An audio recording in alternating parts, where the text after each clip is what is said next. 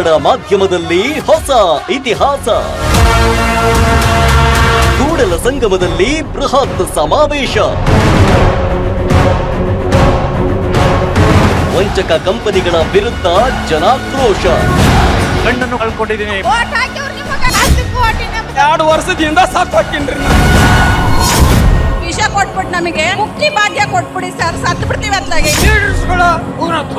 ನಾವು ಕೇಳ್ತಾ ಇರೋದು, ನಾವು ಕಟ್ಟಿ ದುಡ್ಡು ಕೊಡಿಸಿ. This is warning.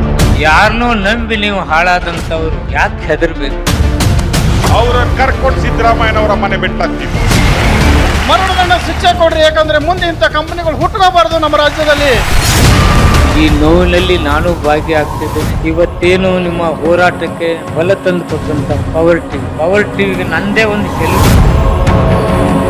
ಇವತ್ತಿನಿಂದ ಇದು ಹೋರಾಟ.